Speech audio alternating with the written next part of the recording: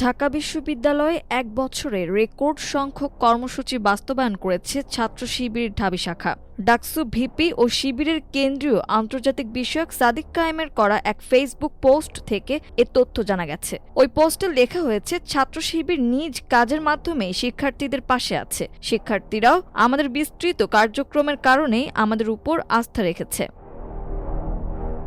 পোস্টে 50টি কর্মসূচির একটি তালিকা উল্লেখ করে লেখা হয়েছে, সবার জ্ঞাতার্থে 2025 সালে ছাত্র শিবির ঢাকা বিশ্ববিদ্যালয় শাখার কার্যক্রমের কিছু অংশ তুলে ধরা হলো।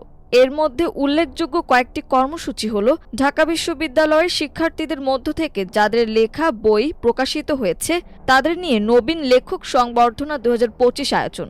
এরপর ঢাকায় অবস্থিত প্রায় 15টি বিশ্ববিদ্যালয়ের শিক্ষার্থীদের নিয়ে প্রোডাক্টিভ রামাদান শীর্ষক ইন্টারন্যাশনাল সিম্পোসিয়াম আয়োজন, যেখানে প্রধান আলোচক ছিলেন ডক্টর ইয়াসির কাজী।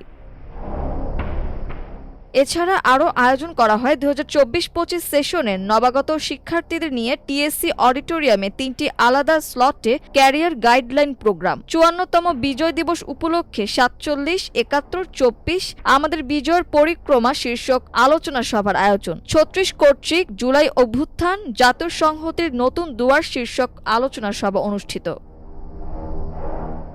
আয়োজন করা হয় যুব হকি বিশ্বকাপে অংশগ্রহণের সুযোগ পাওয়ায় বাংলাদেশ টিমের ঢাবিয়ান সদস্যদের সাথে ছাত্র শিবির ঢাকা বিশ্ববিদ্যালয় শাখার সৌজন্য সাক্ষাৎ। বিশ্ববিদ্যালয়ের শিক্ষার্থীদের নিয়ে টিএসসি অডিটোরিয়ামে শিবির মিটস ব্রিলিয়েন্স শীর্ষক প্যানেল ডিসকাশন প্রোগ্রাম।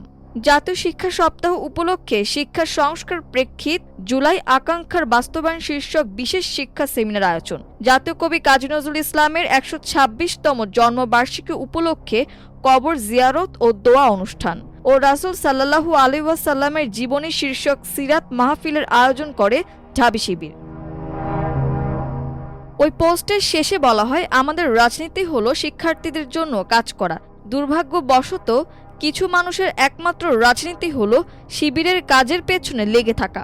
তাদের উদ্দেশ্যে আমাদের আহ্বান থাকবে, ছাত্র শিবিরকে নিয়ে পড়ে না থেকে আপনারা শিক্ষার্থীদের জন্য কিছু করুন।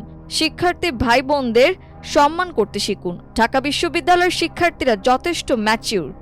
শিক্ষার্থীরা আমাদের কাজের উপর ভিত্তি করেই তাদের মূল্যবান মতামত ও সিদ্ধান্ত গ্রহণ করবে। মাল্টিমিডিয়া ডেস্ক, আমার দেশ।